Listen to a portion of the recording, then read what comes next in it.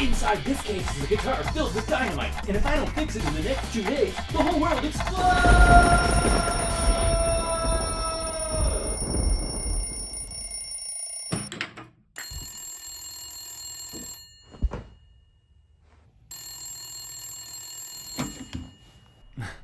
I wanted to start the video in like a typical YouTube-y way, like a Mr. Beasty way, but I've never seen a Mr. Beast video. I'm gonna spend money until I bleed out my ears. It wasn't worth it to me to watch one to research for this. I'm so sorry. Okay, but for real, a client called me a couple weeks ago and said, "Are you available on whatever day at whatever time?" And I was like, "Yeah, probably." And then today I was at the dog park and my phone rang. Turns out she was at my front door and brought this guitar. She had mentioned it was a D28. That's all I know so far. So let's have a look and see what kind of D28 we got in today. Let's pull this out.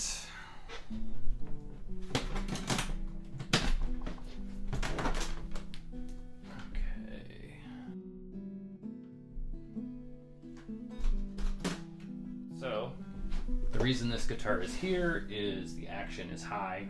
The usual. And the owner wants to know what I can do to make it play better. And caveat, she told me at the front door, she's leaving in 2 days. So that means I have a maximum of 2 days to do this job. Hopefully it doesn't need a neck reset. It looks okay. It doesn't look crazy. There's room on the saddle to come down, and let's see where the action's at. Okay, on the low E we've got 3 millimeters, and on the high E we've got 2.25. Not insane. Well, we got 2.5 on the B string, so there's some inconsistency, and so we're gonna have to work on the nut. Bring down the saddle. Uh-oh, the bridge is coming up. That's not good. Okay, so we got to repair the bridge. I'm gonna look up this serial number and find out what year it is. Okay, looked it up. It's a 1954. Looks like people are trying to get up to $30,000 for these 50s D28s, but seems like 10,000 is a closer approximation of its value. This one's in nice shape, except for the additional screw holes in the top. There must have been a guard or maybe some sort of electronic situation happening. And then there's the fact that somebody probably added screws to this bridge. That's going to make removal a nightmare, possibly. I'm going to have to look inside to see if screws are protruding from the other side. The client would love to have a quote sooner than later. And so I need to find out how brutal this is going to be before I can give a realistic account. I can offer a discount process with no guarantee of just shooting some glue in there with a syringe and clamping it down. It's not proper practice, I think, on a guitar of this caliber. It's the only time she's ever going to have it worked on.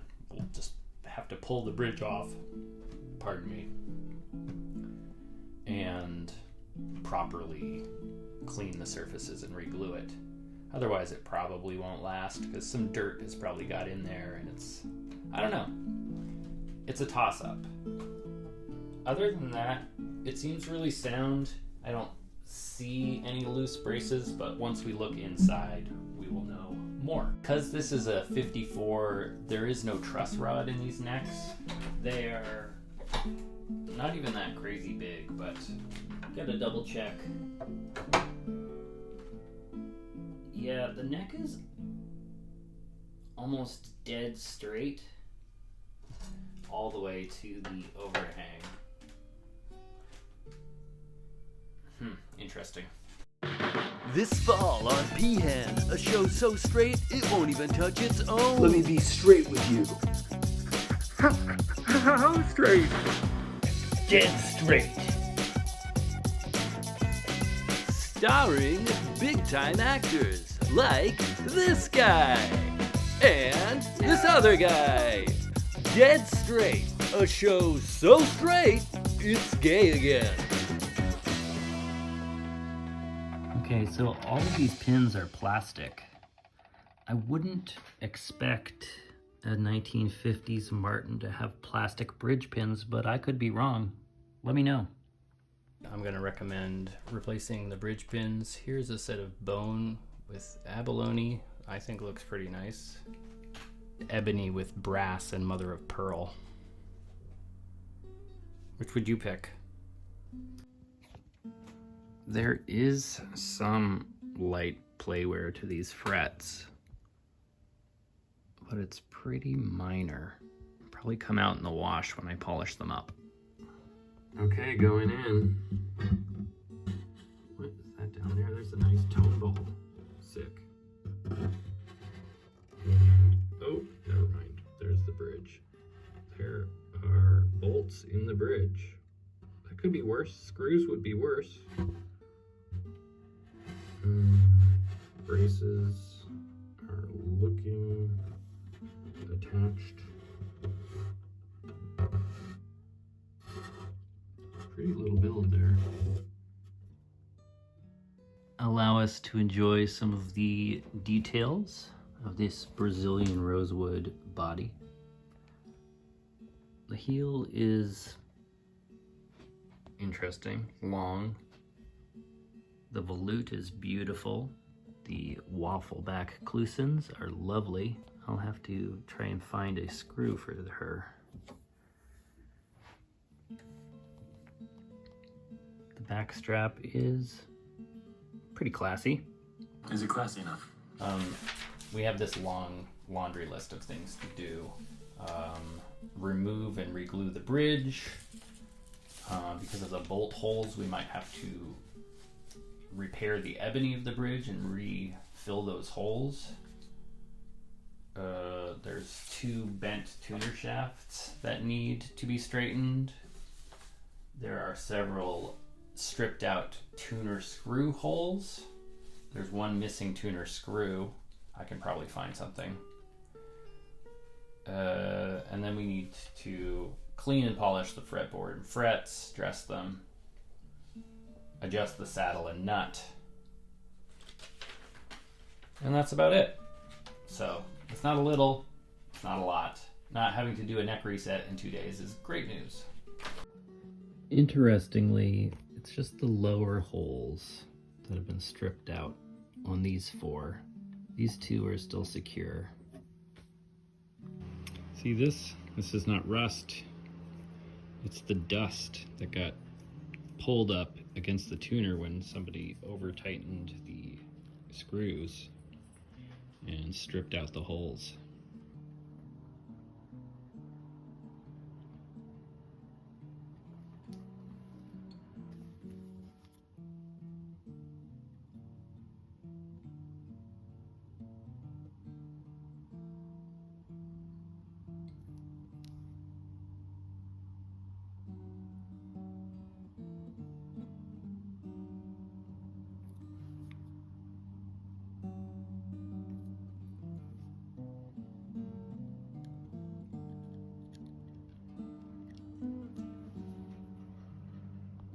Okay, just heard back. Got the go-ahead to do the full Monty.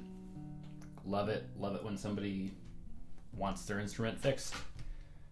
So I'm going to go get groceries first because I have to feed my child.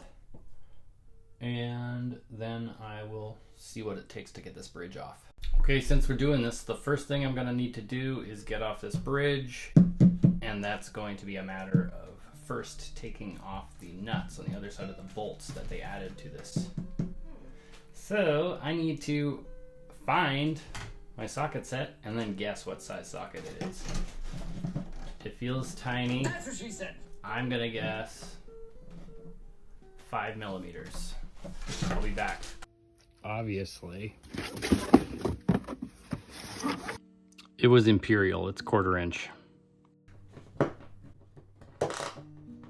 Now, of course, they just spin aimlessly, and so I'm gonna dive in and pull the plugs that are above the bolts in the bridge. There's no going back now. I don't know what this is, whether it's a wood plug or a wood filler or sawdust and glue. Whatever it is, it's soft.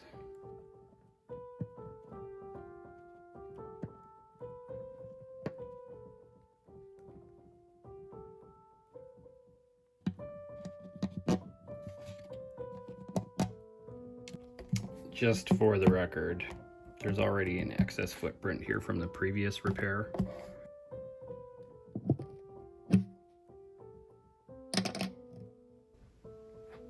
This phone holder also makes an excellent handle holder for this iron while it's on here heating up the bridge. The weird gross finish on top is melting.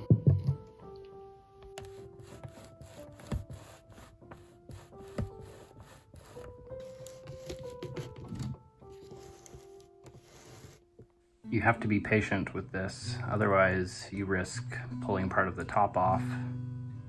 And so, better to just let it warm up slowly, gently, and thoroughly.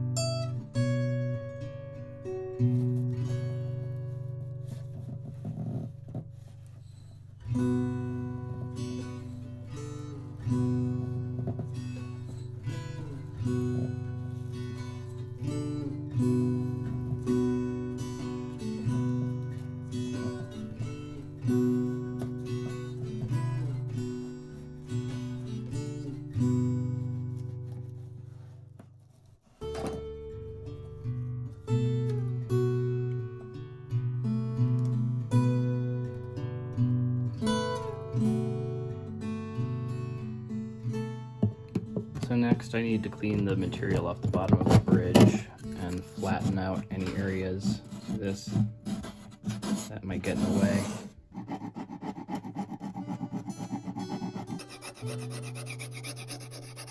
Because of the shape of these holes, it would be painfully easy to just plug them with violin pins. Fits wonderfully. One and done, but the grain orientation would stand out like a sore thumb. So I have these ebony plugs I cut, and I'm going to trim them down and orient the grain in the same direction.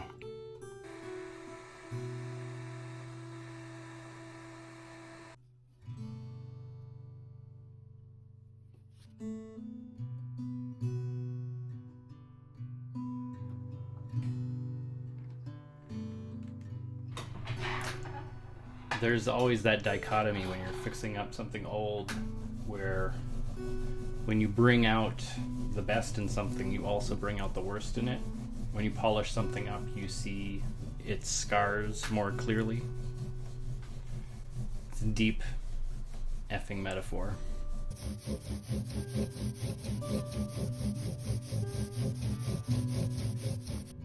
Hopefully this dirt isn't sentimental.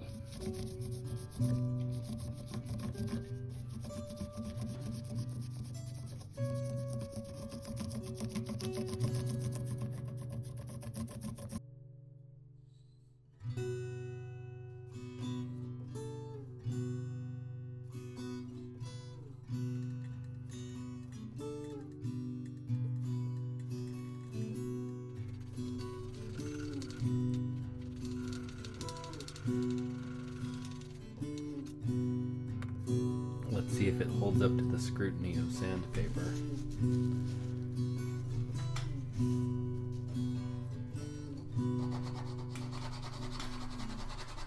here you can see the hilarious set of circumstances in which I'm working with all of the setup here. But right now I'm just taking off the weird caked on finish that the previous repairman had put on the bridge after he plugged the holes with some kind of filler and painted or dyed it. And so we're coming all the way back down to bare ebony. Should be nice. Well, one is kind of disappearing, and this one is on its way down.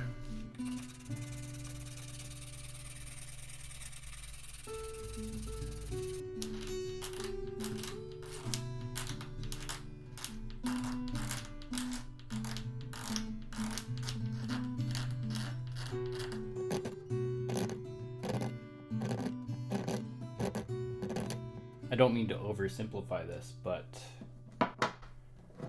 yeah, usually fitting a bridge takes some finessing, usually some strategic sanding, sometimes even sanding or adding a piece of PSA sandpaper right there, the exact size of the bridge, and slowly grinding down. But the fit on this one came right back when everything was cleaned up.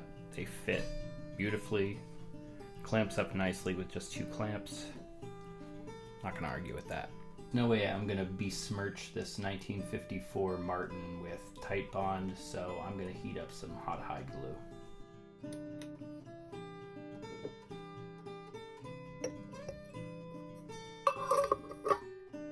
I never videotape my hot hide glue ups because I find it too stressful to begin with, and the camera just adds that extra level. But today I will try to keep my cool, try to stay relaxed, try to keep the vibes chill. Just show you how this is done. You want to get everything all ready. The hide glue it's quick. You gotta go. I have the lamp here heating up the bridge area, and I have the bridge in with the hot hide glue warming up.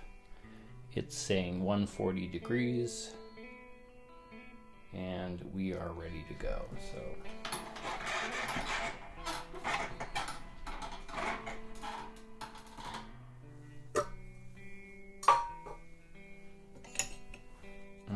yes, the bridge is nice and warm. It's great. It's great. It will help quite a lot.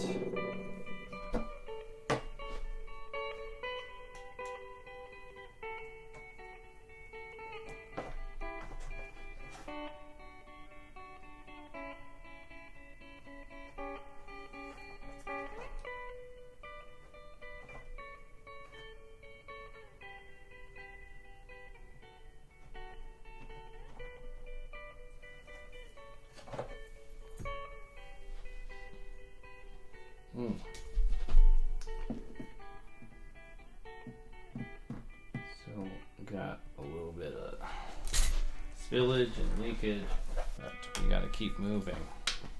We can worry about spillage and seepage later. These silicone plugs are great for positioning the bridge, and obviously we should have had a wet cloth over here, but now it is, in my opinion, too late to go get one. So we'll worry about cleaning up the top of the bridge later. And the squeeze out you will get once it's gelled up a little bit.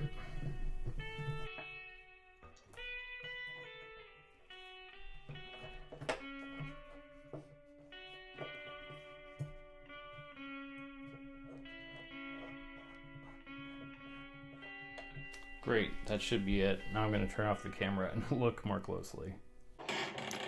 A nice moderate amount of squeeze out throughout.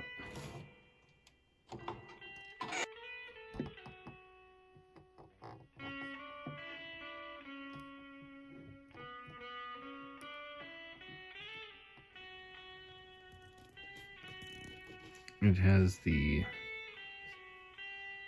texture and appearance of disgusting sawdust-filled boogers.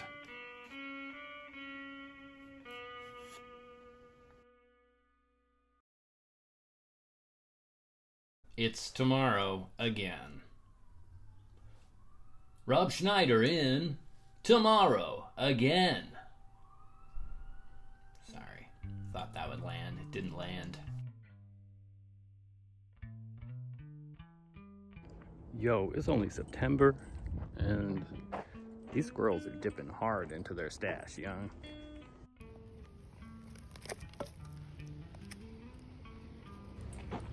Obviously, we're taking that home.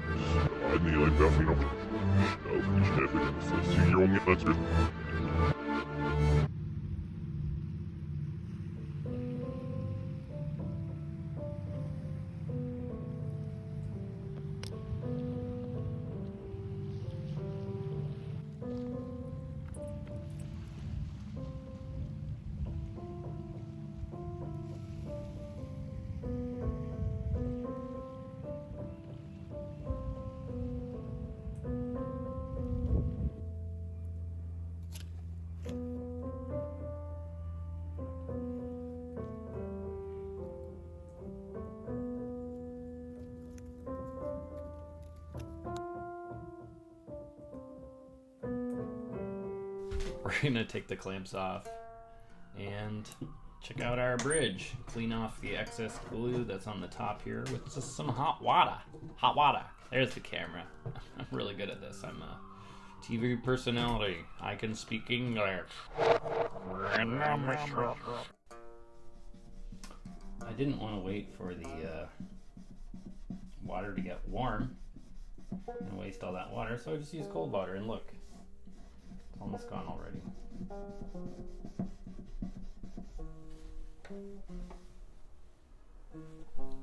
That shot brought to you by glue. What, you never heard of glue? I keep meaning to shave down this saddle, and I go downstairs to get mechanical pencil, and twice I've gone downstairs, completely got distracted and forgot what I was doing. So now I'm going to concentrate. I'm going to leave here and go get a pencil. Pencil. Ebony and ivory, living in perfect harmony. I lowered the saddle. It wasn't interesting. There was sandpaper involved. It's still at a 15-inch radius as per the fretboard. And now I'm going to clear the glue out of the pinholes and fit some bone pins.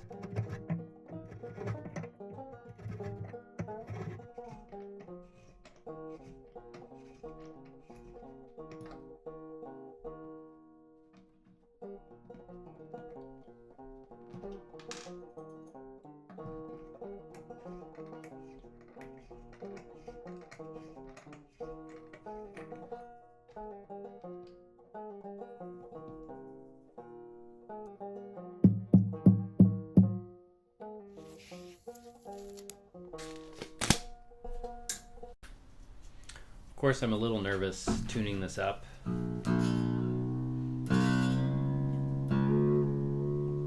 Because I only glued the bridge on 12 hours ago.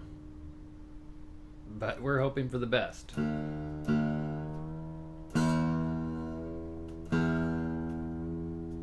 I I don't actually need this in till tonight. It's only noon, so I'm not going to tune it all the way up yet.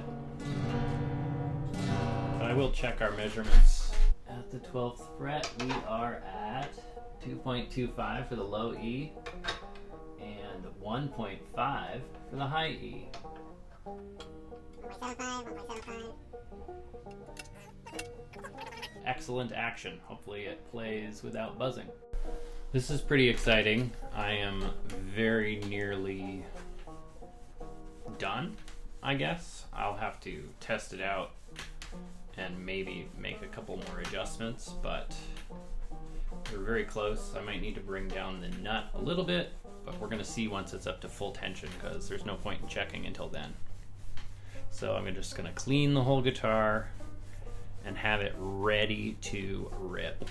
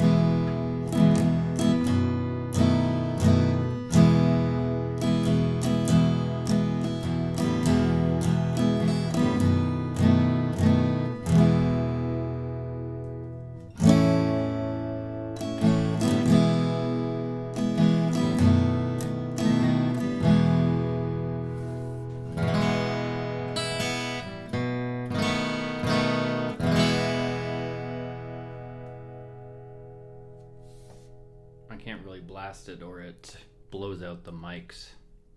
I'll have to back up, play some chords louder.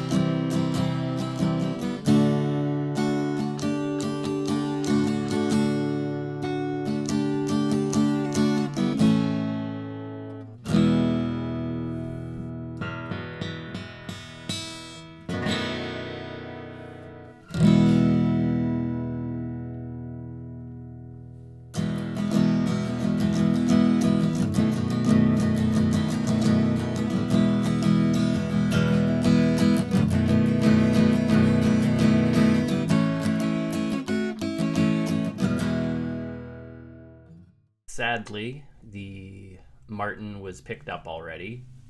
I started work Monday at 3:30 p.m. and I did my last work to it on Tuesday at 2 p.m. So under 24-hour turnaround.